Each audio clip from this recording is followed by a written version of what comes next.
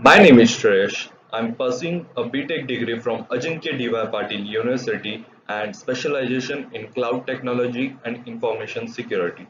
So today I'm going to represent an internship presentation on SCADS technology, and we will also going to discuss about what we have done in the SCAD technology and which kind of technology we will get. We get a friendly. So let's start with our presentation. So basically, whatever we have done in this SCAD technology, I have made a content basically wise. So I'm going to introduce about company, then introduction about to my project and my work, and what kind of role and responsibility we get assigned in our SCAD technology. Then which kind of brief rule about some our assigned project and our work, and some basic architecture diagrams of projects and how we used the methodology in our project to make it and serve to our clients. Then DFD diagram, then what kind of hardware and software requirement required to do these projects and complete with this task. So let's see what's there more and impact on society, and what are the pros and cons of your project features, and what going to be we conduct through doing this, and conclusion over our whole this project. So let's begin with our introduction part. So first, I would like to tell you about my company. It's a SCAD technology. It is a firm which is on mission of delivering a tailored solution and a service in the field of security. So cloud computing and data science, we help our customers to bring their creativity projects into a live proof uses, and we also include a knowledge sharing clubs which aims on a building a world that is aware of all the new things, creativities, and getting developed in the world. So that's what we are doing in our SCAD technology. And basically, the introduction part of small survey we have done on a cloud is to provide the serverless model communications to every other manner to address making a class packages within the cloud while not having to unequivalency associate or oversee servers, and e-model dress marks specific capacity with well-described passage and depart focus, and the cloud dealer handles each unmarried different a part of executions. So I hope you have understand what we are going to do next. So next, the cloud operation intern. Yeah, the roles and responsibility as I get as a cloud operation intern, which is means working on a AWS services mostly, and with Lambda services for a serverless computing and data analyzing purpose. So as you can see, this is the basic architecture of AWS service computing. So what does this mean? Basically, Amazon S3 is a one kind of database, we can say, where all kind of data can be saved, like any kind of structured, unstructured, semi-structured data can get saved in the Amazon S3 bucket. But same as the working of AWS serverless computing starts from AWS Lambda. Lambda is a function, or it is a service which helps to just uh, run a code and to retrieve a local information all over the system, which helps to just trigger with the S3 bucket, and we will just collect all the data and make it a structured data into our Amazon DynamoDB. That's how AWS Lambda works.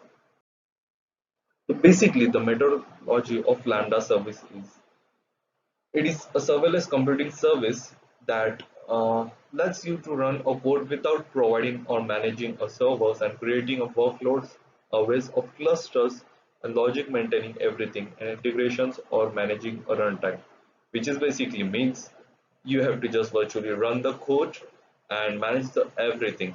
So with the Lambda, so there will be a zero administration and just upload your code or a zip file or a container image, and a lambda automatically precious allocate. So compute executions powers and runs your code based on the incoming request, or even for a scale traffic, as you do not need to manage your auto scaling group and anything. It is all handled by the Lambda function. That's a DFD diagram, how it's worked. Basically, AWS Lambda trigger to the Amazon S3 through going with this user. All the data from Amazon S3 will basically get connected with our user, a player who is in the backend who is helping us to complete this program.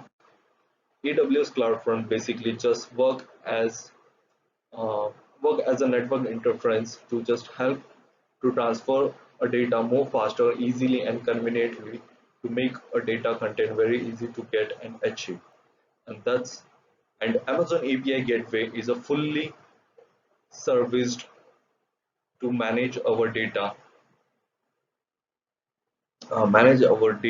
and service that make easy to developer to publish, maintain, and monitors secures APIs at any scale. So it is act as a front door for any application to access a data or business logic or functionality.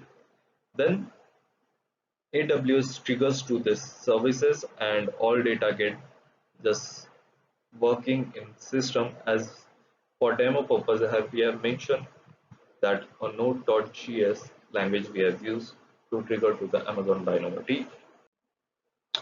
Then basically in software requirement you do not need any kind of special software, as you just need a AWS account with a root user or with having a powerful securities system to just save your account. And next, hardware specification. You need only a Windows 7, 10 or Linux or even Apple as also you can use.